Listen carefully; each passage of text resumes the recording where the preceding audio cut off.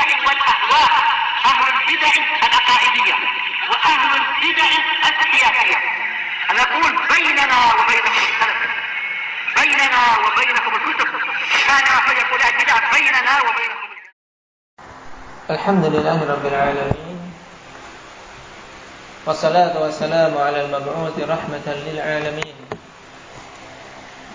وعلى آله وأصحابه ومن تبعهم بإحسان إلى يوم الدين.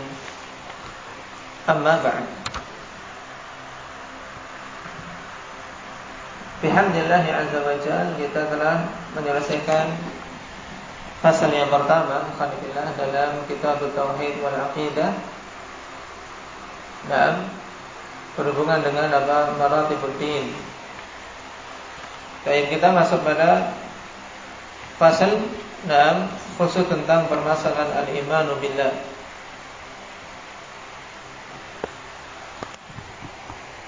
Qala ma huwa al-iman? Apa itu iman? Dan sebelum kita membaca jawaban yang disebutkan di sini, alhamdulillah, mempelajari tentang perkara iman merupakan perkara yang sangat penting. Dan bahkan itu awal-awal yang hendaknya seorang mempelajarinya, sebagaimana para sahabat radhiyallahu alaihim, mereka belajar dari Rasul sallallahu alaihi wasallam tentang keimanan. Dalam hadis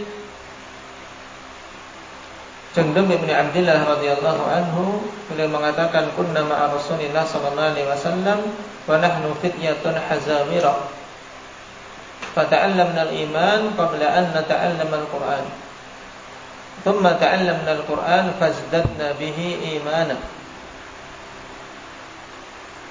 Dulu kami di sisi Rasul sallallahu alaihi wasallam dalam keadaan kami saat itu adalah pemuda-pemuda belia.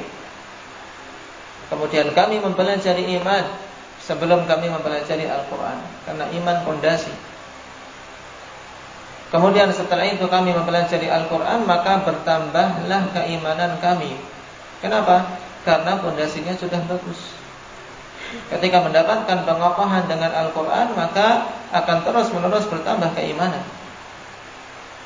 Berbeda dengan mereka-mereka yang tidak membangun fondasi keimanan dengan kokoh, akhirnya Al-Quran malah menjadi apa? Menjadi bumerang. Rasulullah SAW mengatakan dalam hadis yang thabit, sebagaimana telah kita lewati dulu dalam adab hamalatil Quran, aktsaru munafiqi ummati apa? Qurra'uha. Aktsaru munafiqi ummati qurra'uha. Mayoritas orang-orang munafik dari kalangan umatku adalah qurra'nya. Subhanallah. Na'udzubillahi min an nakuna minhum. Dan kita berlindung kepada Allah Subhanahu wa taala dari apa? Masuk golongan mereka.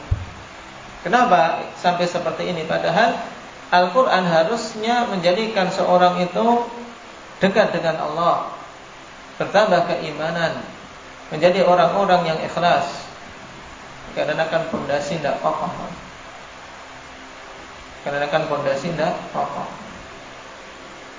Maka hal-hal yang berhubungan dengan iman, berhubungan dengan tauhid, seorang talib secara khusus, dan bagi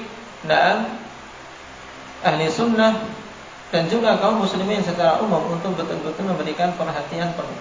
Karena ini ilmu ghaya, ilmu yang menjadi tujuan, dan sampai keadaan seorang sunni akanifillah sebagaimana keadaan para hizbiyun, para harakiyun yang mengatakan kita sejak kecil beragama Islam untuk apa? Belajar tentang masalah iman. Untuk apa belajar tentang masalah akidah? Akidah kita sudah sejak kecil. Ini menunjukkan tentang jahilnya tentang perkara iman. Tidak tahu tentang hakikat iman dan hakikat perkara akidah yang harus terus-menerus seorang menjaga dan mempelajarinya. Baik, sekarang poin yang pertama pada fasal ini. Ma huwal iman? Apa itu iman? Dalam pengertian iman itu apa? Wal jawab qaulun bil lisan wa i'tiqadun bil qalbi wa amalun bil jawarihi yazidu bit ta'ah wa yanqusu bil ma'siyah. Dan di sana ada pengertian yang lebih mudah untuk dihafal, alhamdulillah. Dengan apa? 5 nun. 5 nun dalam iman. Baik. Akhirnya semuanya nun. Ini diriwayatkan dari siapa dulu oleh Syekh Hasan hafizahullah taala, dari guru beliau siapa?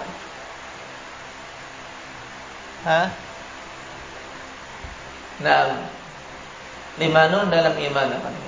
Qaulun bil lisan wa i'tiqadun bil janan wa amalun bil jawarihi wal arkan yazidu bi ta'atir rahman wa yanqusu apa?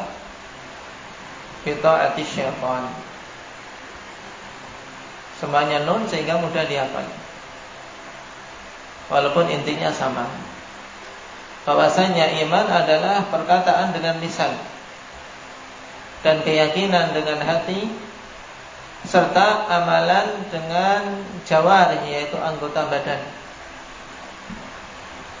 Yazidu bitta'ah, akan bertambah dengan ketaatan kepada Ar-Rahman, yaitu ketaatan kepada Allah Subhanahu wa taala, dan berkurang dengan maksiat.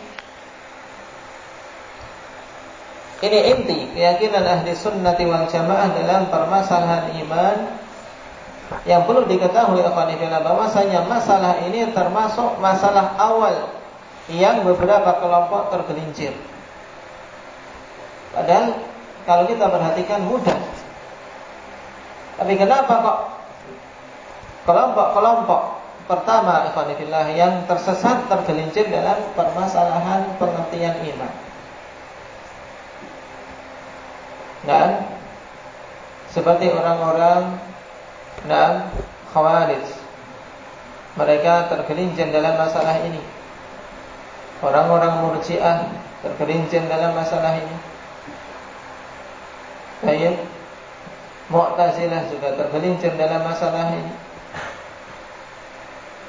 Dikarenakan mereka tidak mengembalikan pemahaman kepada Al-Quran dan Sunnah. Orang-orang Khawarij, mereka berkeyakinan iman itu satu kesatuan, tidak akan mungkin itu berkurang. Kalau berkurang saja maka langsung keluar dari keimanan. Maka mereka berkeyakinan seorang pelaku maksiat itu kafir. Kebalikannya orang Murji'ah, mereka berkeyakinan bahwasanya kemaksiatan tidak berpengaruh pada keimanan.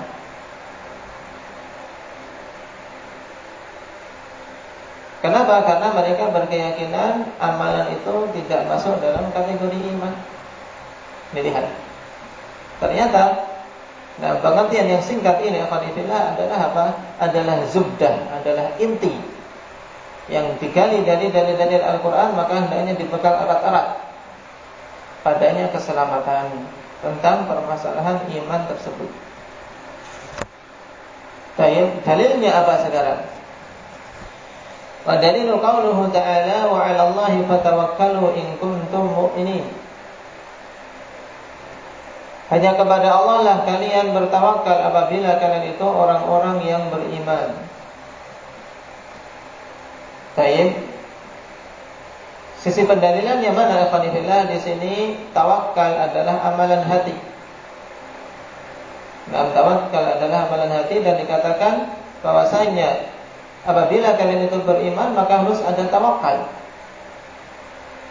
Berarti kalau tidak ada tawakal, tidak ada amalan hati ini, maka tidak ada keimanan. Ini sisi pendalilannya. Kemudian dalil dari hadis Abi Hurairah radhiyallahu anhu qala Rasulullah sallallahu alaihi wasallam al-imanu bid'un wa sab'una aw bid'un wa sittuna syu'bah. Ada syak dari perawi, bukan dari Rasulullah SAW. Iman itu ada 70 sekian atau 60 sekian cabang. Fa afdaluha qaulu la ilaha illallah. Dan yang paling utamanya adalah perkataan la ilaha illallah. Di sini qaul berarti harus diucapkan. Nah, tanpa pengucapan la ilaha illallah ikhwanifillah maka tidak diterima keimanannya. Seorang punya mulut mampu berucap, kalau tidak mau mengucapkan la ilaha illallah maka tidak dianggap beriman, walaupun dia mengatakan hatiku pokoknya mengimani, cuman dia enggan mengatakan la ilaha illallah, tetap tidak dianggap mukmin. Dan ini dinukilkan oleh Syekhul Islam Ibnu Taimiyah ijma'. Nah, dinukilkan ijma' harus seorang mengucapkannya.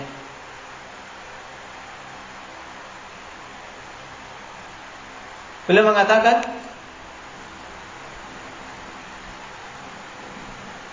فَإِذَا لَمْ يَتَكَلَّمْ بِالْإِيمَانِ مَعَ قُدْرَتِهِ دَلَّ عَلَى أَنَّهُ لَيْسَ فِي قَلْبِهِ الْإِيمَانُ الْوَاجِبُ الَّذِي فَرَضَهُ اللَّهُ عَلَيْهِ.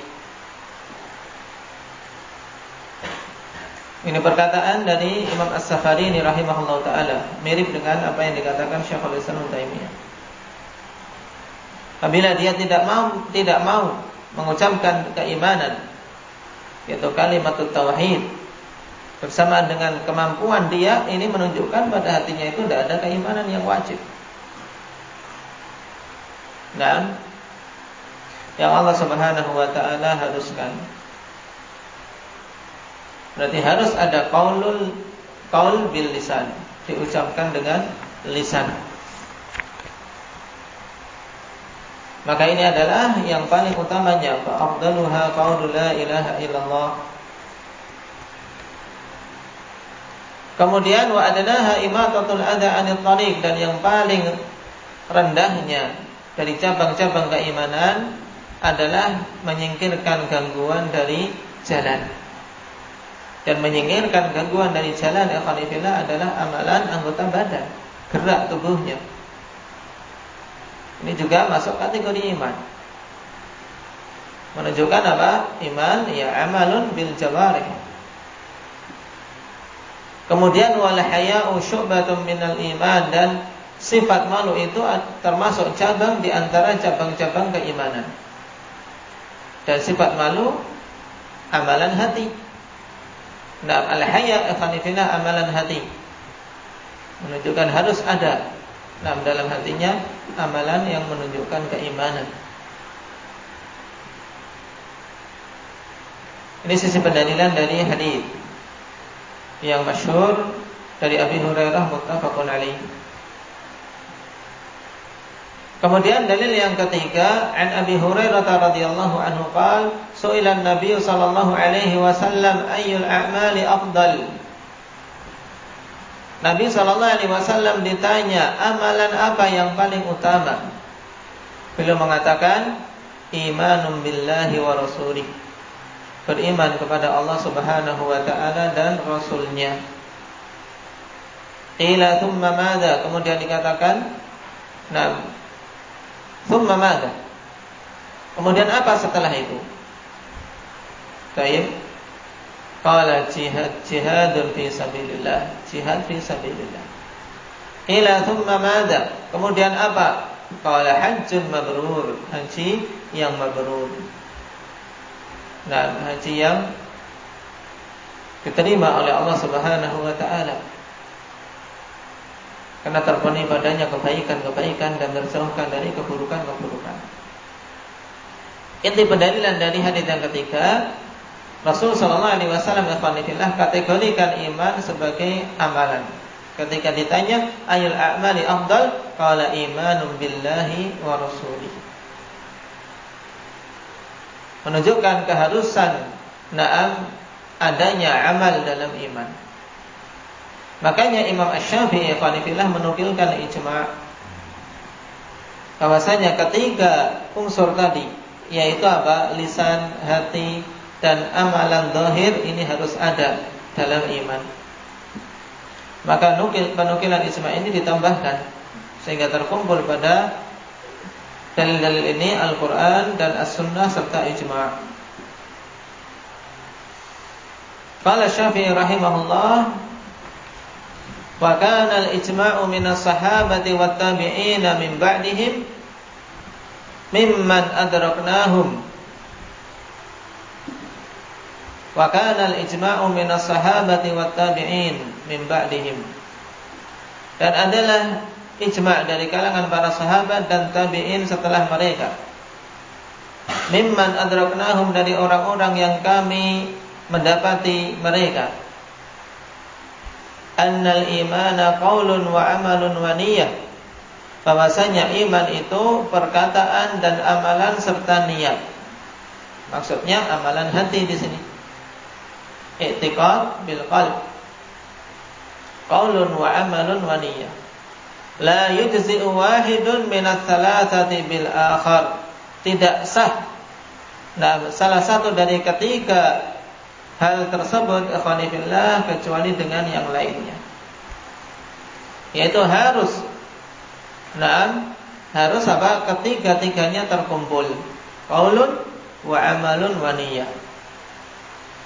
Baik, atau kalau mau diperinci, qaulun bil lisan wa amalun bil jawarih wa i'tiqadun bil qalb.